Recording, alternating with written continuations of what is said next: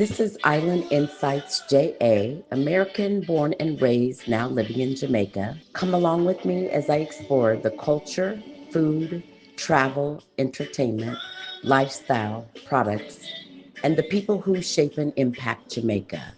Real voices, real conversations. It's Reggae Month, and today is a special one. We're joined by a man whose voice has carried reggae through decades.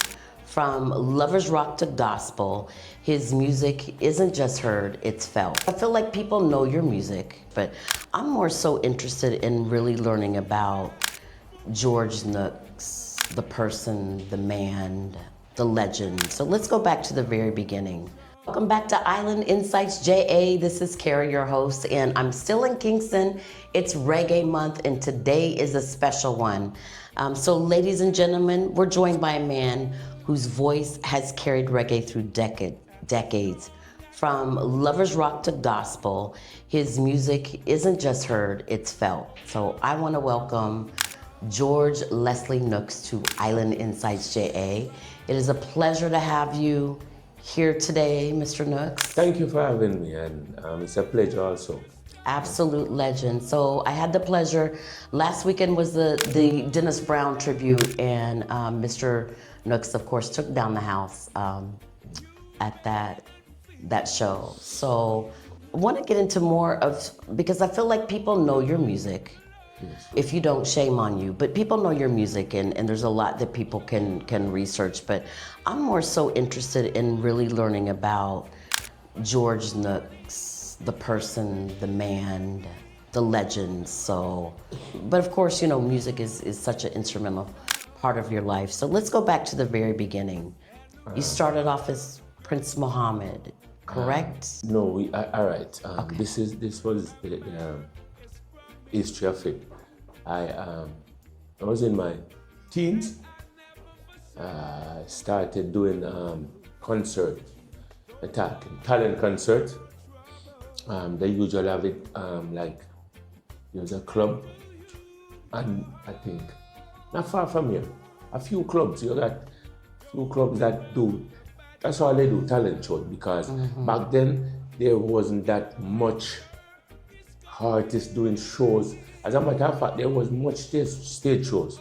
You know, you'd hear about Sunsplash or some other shows, but you see people keeping a lot of shows on. It wasn't like that. Anyway, I was a singer in my church. That's where I grew up. Not too far from here, but a place named King Weston, where my grandmother was like the mother of the church. So, you know, my mother left from early and went abroad to try to help to take care of us. So, you know, she left me with her and a couple of my sisters and brothers. So that's where I was. And, you know, church, Jamaica church, I forgot church. I mean, in the country, I forgot church Monday, Tuesday, Wednesday, Thursday, you know, Friday, me in that school. That's where I started, you know, singing. And I get better and better. I would sing concert at church, and, you know what I mean, people, the pastor of the church would like, you know, to get more money, would pay to take it out, and they take collection, and it was more than what he paid, so they bring you up and they keep doing, you know what I mean? Right. So it showed me my talent from an early age, you know. I took it to school, and I was about 14, 15, I started coming down to Kingston, because that's King Weston. I just said not too far from me, you know, rural St. Andrew. So I started to singing also. I started to find out where these clubs at, and I started to go there and, you know, and start to winning them. Okay. You know, and I tried to get in the business. It wasn't that easy as now, but I did eventually came in. And one of those stage shows that I did, I was met by Joe Gibbs and Errol Thompson, two main players of this music, you know what I mean? And they saw me. As a matter of fact, it was their show, But the band that was playing was, the band that was opening for Light Parks and the people was, they opened the show, you know, they was opening. So that band now, that was the band that I usually singing those talent shows, so they know my songs, and they invite me up there, and I went on, and back then I usually sing, and then I DJ. Okay. You know, no other person used to do it then, but I, you know what I mean? It was a joy for me doing it. Anyway, I used to go on as George Nooks and sing and mash up the place, and then came off, and a few artists would go on, and then a few singers that we wasn't artists then would go on, and then I come on, you know what I mean, with the amusement. I mean, I'd have a glass on and a hat, and change my shirt or something and go on back and start DJ. So that's where they saw me and invited me to the studio, and that's where it started from, you know. So back to the name now, Prince Marvin and George Nooks. I sang Tribal War then, and that song took, I sang a couple of songs before that, but Tribal War was the song that pushed me out there, you know. As a matter of fact, the first song, it went number one, and it went Song of the Year in 1971, 76, 77, one of them, 76, I think so. You could research it, but that was Song of the Year, first song. And at the same time, Culture was doing a album, and they had a song named 27 Clash was the album, but they have a song named Zion Gate on it, and there was a dread that they found downtown somewhere with a lot of bugs in his head. You know, 40 leg, some little bugs. Okay. I don't know them find out that I've heard thing of of 40, but you know, one of them day I want to see and try count it. But anyway, they said that's what killed him. And what's it? It was a big story. Big story. And what I did was, I came up with the idea of counteracting it. You know what I mean? Because back up where I live, there was some Rasta. Back then, Rasta just, all them, do you see them every day, and them in them khaki suit or whatever, and them always be clean, smell clean, and you know what I mean? And what they say now, that there was a big carry on of people, not for them see Rasta, them just call them dirty, and you understand what I'm saying? Yeah. And the policeman them pick on them and all kind of things. So when they find that, when they say they find a dread with a Rasta with 40 leg in I made now, it wasn't that. It was a unsound. It was an unsound mind. Somebody when them find on the street, you know what I mean, a madman. So my counteraction was come and do a song. They asked me to come DJ on it. I said, "Son of dread no have no 40 leg." He said, "If you start spreading pop yonder," and it come mash up the place, mash up the place. So when they put that song out, the place where Joe Gibbs studio is, they have a pressing plant, and we there around them, and Dennis Brown, Gregory, and all of them always hang out around there, you know. So when they gave me that record, I look and I saw Prince Mohammed. So I say, "No man." I went to Aaron Thompson and said, "You know, can't do me this. No, me just to do a record." I was getting upset, you know. I was new on the scene, so I couldn't go all out. Anyway, I said, "You want to do so?" I got upset, so he called me in his office and said, "Just calm down. You see, right now you're too talented to be one person, so we'll split you up." So that's where that name came from, you know? Okay. That makes perfect sense. And I want to go back to, you mentioned Tribal War. And there's another song that I think you have it's titled No More War. So what year was that you sang Tribal War? Tribal War was back 76. 76. So, you know, that song to me still feels very relevant to what's transpiring in the world today. It is. So how do you feel when you see that the world, you know, is still continuing to perpetuate the same cycle, and we're experiencing the same struggles as Well, back in the 70s. as we read the Bible and believers of it, we saw that this been going on way before, before us. And I wish my deepest dream or my in my deepest core that this thing should end, but as they say, whatever was from the beginning, it maybe last till the end. Right. People will always have, people will always covet certain people, covet certain country, or think that country have something that they want and they have bigger guns or whatever, are they more prominent. More oil. Yeah, more oil, and they just go get it. And it's sad, It is sad because I feel like we've reverted. And yes. Does it feel like the kind of the sign of the times that we're kind of in our last days? Do you feel Yes. that we should be preparing? Yes. That's the way it feels to me. I am saying it. I would say that. Yeah. Deeply. I believe, things are happening now that you see something and your television or your phone now that you can't believe happening, It is getting wild. It's getting wilder. It is. Yeah. And people ask me a lot as an American, when I initially told people I'm going to move to Jamaica, are you crazy? You're going to go live in a third world country? Yeah. I would rather go and this is peace for me. Being in Jamaica is peace. And one of the things that brought me down here is I don't like what's going on. And I'm not one of those type of people that just sit quietly and let things happen. Talk. So I say, best I come out of the country. I told my mom, I'm either going to end up on CNN or you're going to have to come bail me out of jail, because people were starting to get very bold and brash about the racism over in the States now. I saw something on TV and I knew this morning that, Everything, you just turn the TV on from one country to the next and everything is going on. It's sad, and I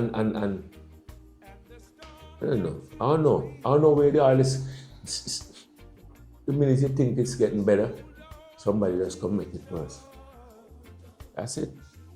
I'm not going to name any people. I'm usually very vocal, but why? You know what I mean? I have to protect myself as well. I want to protect myself too. Yeah. It's too. People you know what I mean? People are feeling it. You have to think of someone else. You can't just think of yourself alone. Yeah, man, if you see someone I hurt, man, it have a heart. You know what I mean? Hurts me. You wouldn't like that was you and nobody. And you understand? It's people painful say, to watch. Yeah, it's painful. It's painful. Yeah, and I find myself watching TV and tears streaming at the same time. Like, this is 2026, and I cannot believe I'm seeing what I'm seeing, and I can't believe people are just sitting down quiet about it. Just passive about it. Yeah, like it's not happening. Until it happens in their city, and then people start to talk up. Yeah, they will always have people like me, I mean, yeah, man, it brings tears. I'm a very emotional person, Yeah, I literally wear my heart on my sleeve. Yeah, I'm always. Yeah, you bad me up, you say something, I cry. My color. Is it? I cry at commercials, Mr. Nooks. I could be like. Yeah. My producer will be like, babes, what are you crying about? I wouldn't mind it. I'm like, I guess I'm like that too. Yeah. So, you've been in this industry for decades. And I hear a lot of people talk about the changes that they've seen in the reggae industry. Just from touring in certain countries, there's changes that people see. From the Grammys, there's changes that we see. And so, what do you feel has been improved in this industry, and what part of reggae industry do you feel has been lost?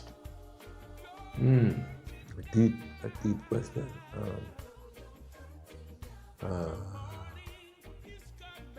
I don't know if all right, the singers that was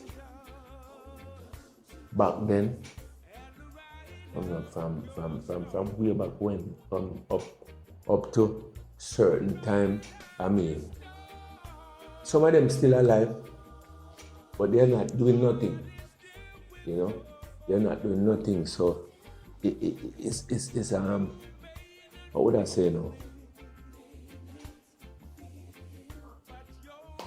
Oh, it's kind of, what would I say to bring up front what I'm saying? We don't have much people doing what I'm doing, you know?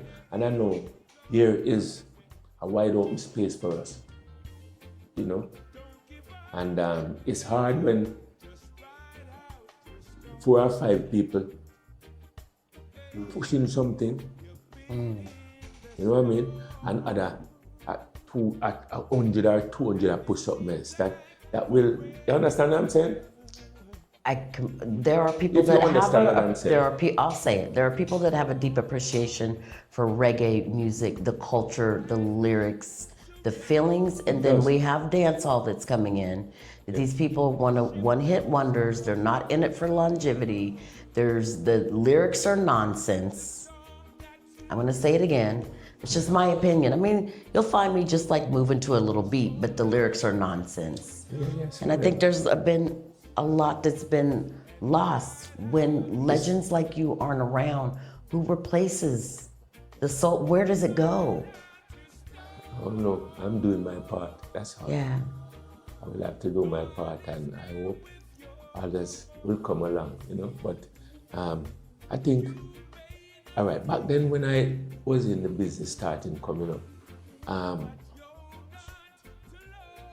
the entertainers of today we never used to earn or work for nothing of what they're making. So, you know, they I guess they think that is it. What they're doing is it, you know. So, you know what the younger people here, that's what they jump off. Gravitate towards. Gravitate to. So, I don't know. I'm just hoping, and I'm just hoping that it will eventually get better. But I don't know. It won't be in my lifetime. I agree. I don't think it'll be in my lifetime either. I just see now and I'm not going to say this for every artist, but the work has not been put in to it, and they're not art. To me, they're performers. They're not artists. There's a difference to me in a performer and an artist. Yes. If I suddenly all the electric happens to mash down and you don't have the things to do your voice, and can you sing at the end of the day? Could you sing Mary Had a Little Lamb at the end of the day? That's it. If you can, I'm going to continue to sit in the row. If not, you're right. I'm exit stage left. You're right. I just see. That's you're right. That's why, I mean, I'm not talking nothing that's not known. I mean, you hear about them today, and the next couple of years, it's just new. So, you understand what I'm saying? Am I right? You're absolutely right. And I feel like they don't come up with the sophistication and grace of people in your era came up with the respect and the sophistication. That's a whole last chapter. And what's really scary to me is it's not even so much the music, is that it's the mindset that goes with that scares me. It is because as I said back then, you know, you have to be humble. Take your time and come into the business and have to. Exactly. You know what I mean? So that lead you. You understand what I'm saying? I mean, it is what it is, and we're not gonna like cry over it because it don't. You know what I mean? You know, can cry over spilt milk? Yeah. We can cry, and I guess they're okay. They're making a lot of money. So what can I say? Yeah, exactly. So you've had a career that spanned over 40 years. About 50. 50. About 60, yeah. I've listened to a lot of your music, and it sounds like it comes from a very deep, some of them come from a really deep personal perspective, almost like It's good. Yes. a therapy for you. Yes, Is it there does. It's any like, particular song that oh God, was it's your a lot. personal diary or journal at that time? A lot. I could go on and on and on because there's a lot of songs in it. So, Anyone that really touches you a little more so deeply than another one? That's all right. As I said, we start the tribal war. We have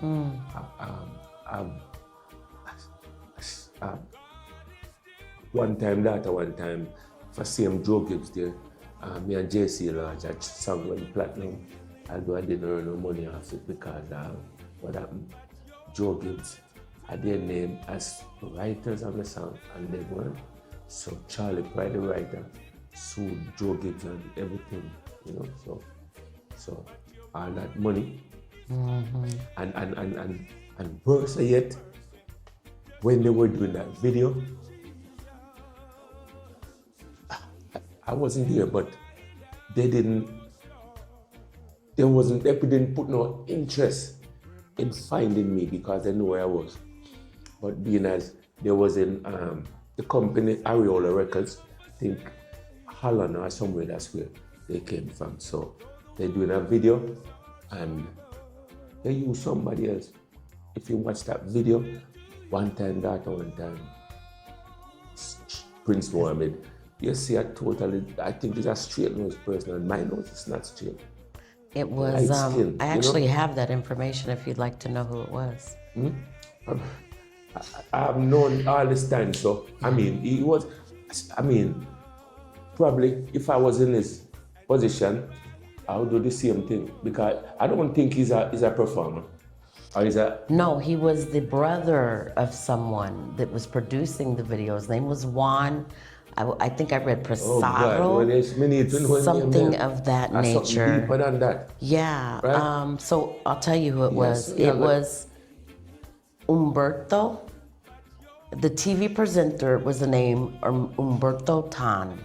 And he knew someone that he said that could perfectly play the role of rapping you. And it was Umberto's older brother named Patrice that played the role. And he said he played it with the greatest at ease. And at the start of the song, it says that Lodge sang her solo part and he was just kind of sitting on the floor as one of the stand-ins. But the moment he had to perform, he got up and it says that he stood loosely next to June and she was kind of amused and taken back. And then he just flowed together. And for years, people thought that that's too easy. The way you explain it, just the way you read it just now, that was too easy. That shouldn't be like that. That's the way the story is presented I understand, out in the world. I understand. Yeah. I'm just saying, So somebody done their work and then you're gonna just take it away. Right.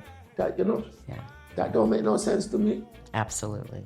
So in this article, they said they were looking for you, but they couldn't find you. They're lying. But you had already prefaced that they knew exactly where you were. Everybody knew exactly where I was. I don't know why. They didn't. I guess. It's a way for you not to get your rights. I understand. Not even rights. I'm not. That's a way to. They probably was looking for probably clean fear, or you understand what I'm saying? To make things much easier, which is wrong. To whitewash it a little bit, make them look a little. Yeah, when I hear that, when I see that, sometimes it's not that it don't do me that like it used to do me. So I've seen enough, and but what get me upset now, not upset, but what get me away is when people call me and say, I just see on you that. You look so. I say, it's not me. I'm saying, I'm like, what do you mean? That look like me? I wouldn't say to them that's not me because if you know me, you know that's not me. Right. So everything go down on it. That plus Charlie Pride through Joe Gibbs for, I don't even get no royalty because all right, my part is original in One Time That One Time. I wrote that, you know. It's not Charlie Pride's song that Joe Nooks sing. My part is a different thing. I wrote my part. You're talking about the Charlie Pride? Charlie Pride? Yes.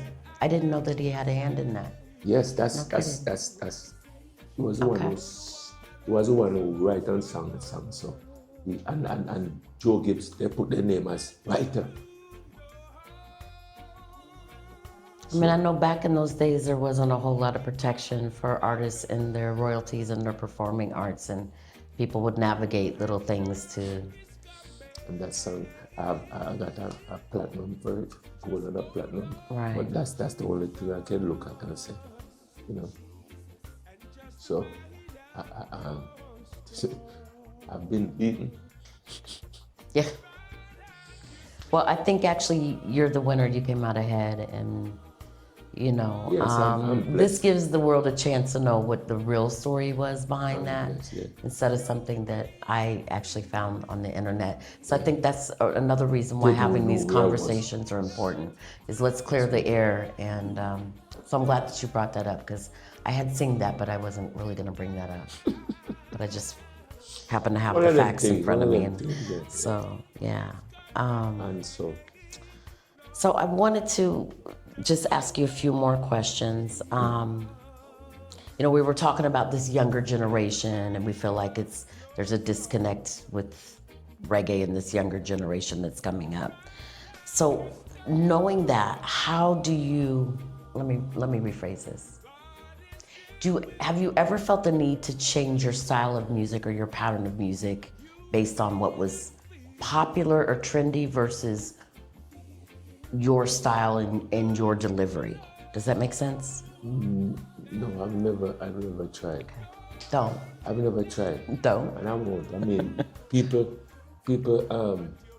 do songs for producers, and they're like, you know, when you get it, you could get somebody to you know, so just take the voice and do some things on it.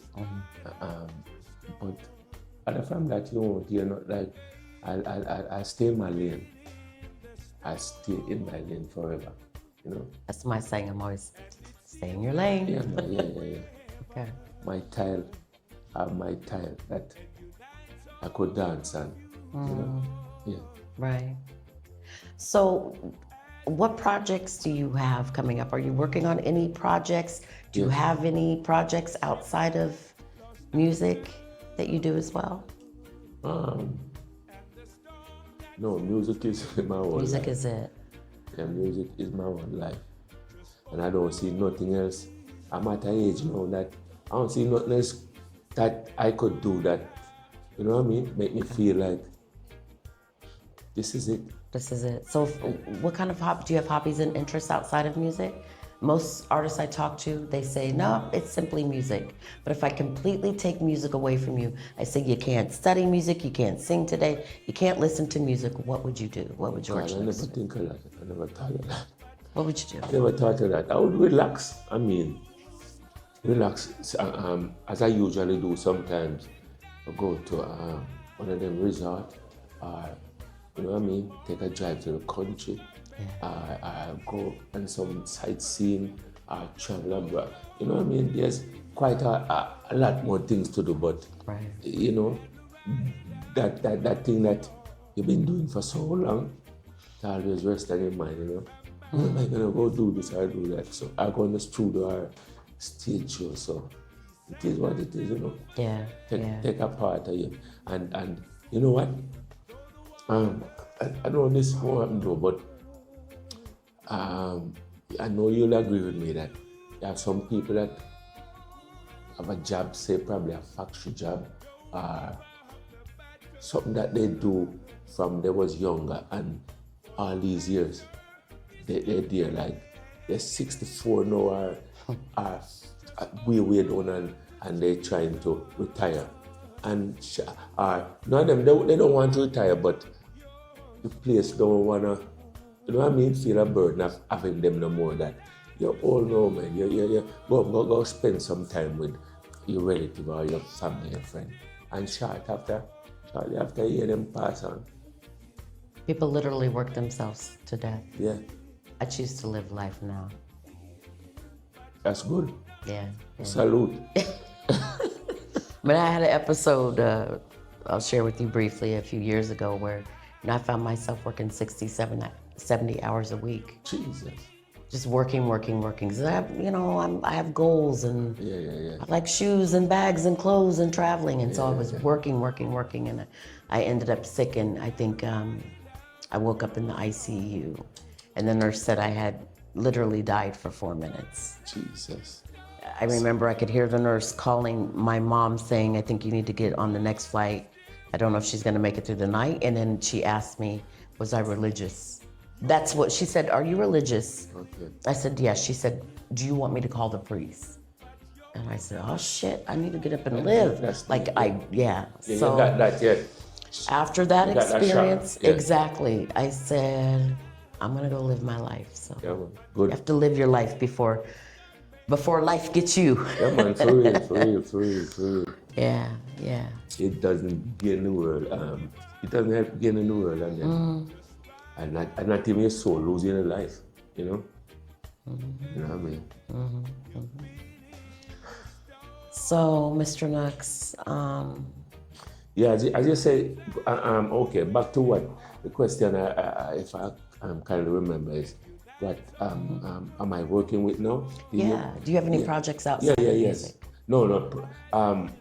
Or projects in music as well? Project in music, Sure. yeah. So I'm finishing up.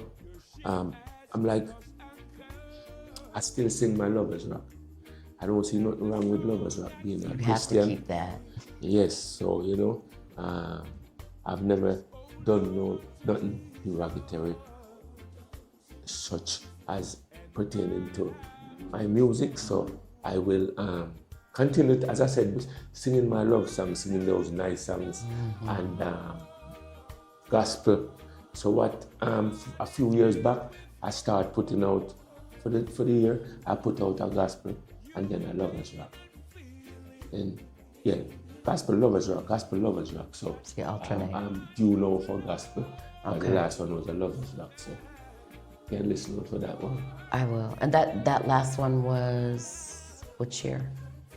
Is it Probably. 24? Am I right? Yes, Somewhere yeah. around there? Yeah.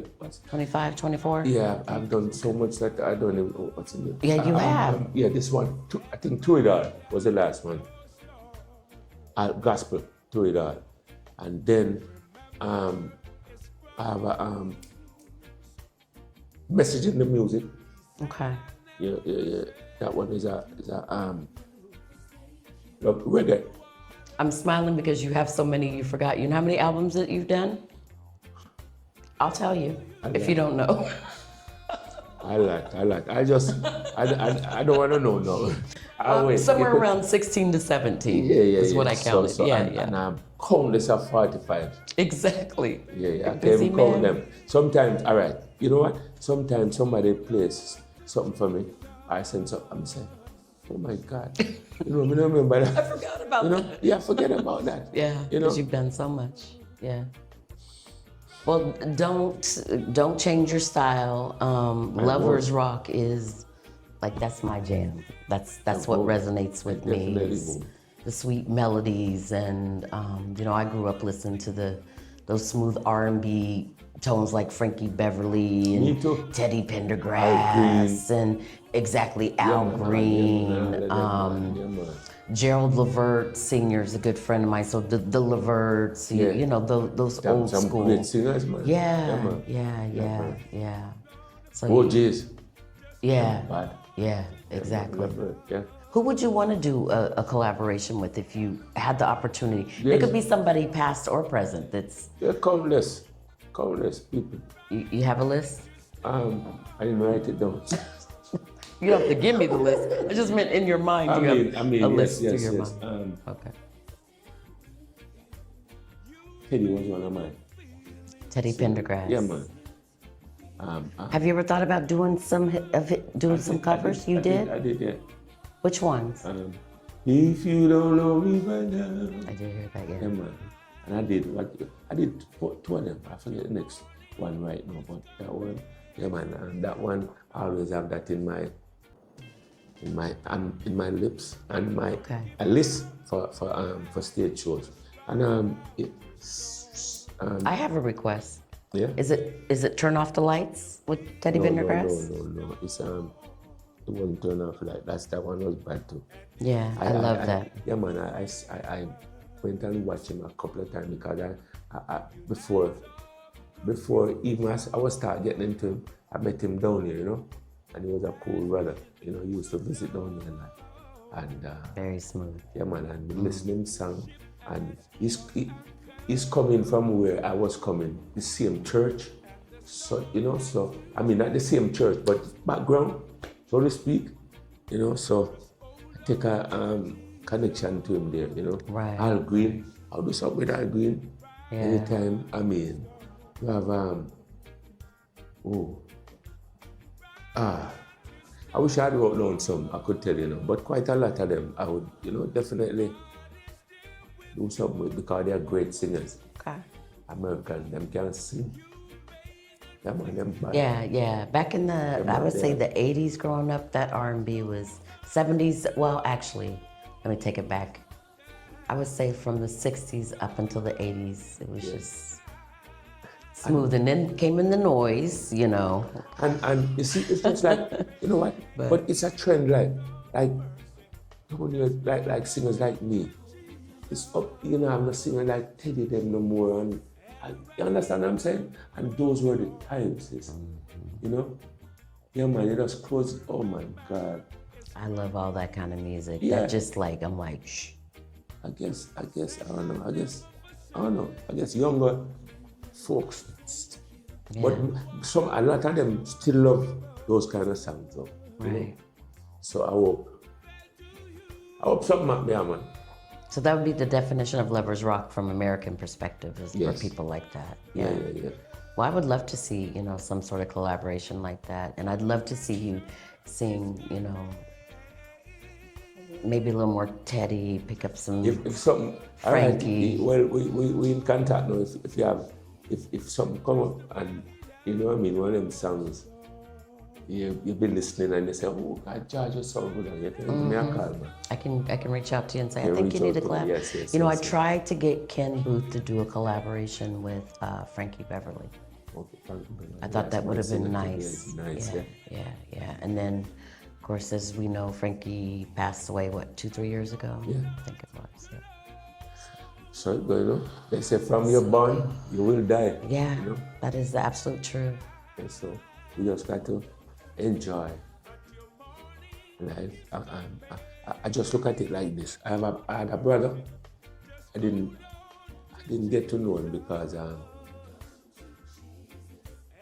he died when I was young. When I was a baby. So, you know what I mean? So I'm just looking at it, how short his span was pertaining to me. So I gotta give thanks, you know? Absolutely. Yeah, man. Yeah. You never know. You never know, you know? Before I heard that in the ICU, I would say I was taking life for granted. I'm young, nothing's gonna happen to me. I wasn't sick, it was just, woke up one day Just like that. Yeah, so you have to live your life. And Yeah, man, you know? So what is a little known fact about George Nooks? A fact that nobody knows about you, well, other than, you know, the closest people in your life, that you're willing to share with us, that you haven't shared with anyone else? I'm thinking. What do I think of? I grew up with my grandmother, and ever tell nobody that I remember, but I was very, very rude. I was a rude little boy, you know, and up where I was, it was like a vineyard I was living in, and once you're rude, anybody beat you. Anybody can understand. Anyway, I was supposed to be in church one day, on Sunday, and, you know, I came out and was top side of the church playing marble with some other kids that don't go to church, you know. And I guess she was looking for me and didn't You got find caught. me. And she just creep up on me and give me some lick. But what hurt? What hurt me? But what surprised me was the guys. I mean, my back was to the street, right? So they all saw her coming and didn't say nothing to me. You know, they not say nothing to me. Right. So she licked me and she beat me and I run off. And I run. She running after me, but you know what I mean. She was up in the age. Oh my gosh, so, this is funny. I'm so sorry. So she fell down and she fell, you know, in her white and me, you know, I looking back to see I'm gonna see her. So I just had to come back and pick her up. And every day she told me that why she loved me so was that time. You know, she had beat me, come back and help her, you know. And it break me down one part time to think about, you know. Yeah, man, I said, that little pick me that run guard, you know. That's how they showed love. Discipline, through discipline. Yeah. And if you didn't have the discipline, you're gonna continue to be unruly. For real. So, you know. Right. Okay.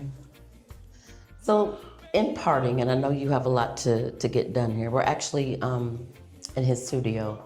He allowed me to come through this afternoon and do this interview in the studio.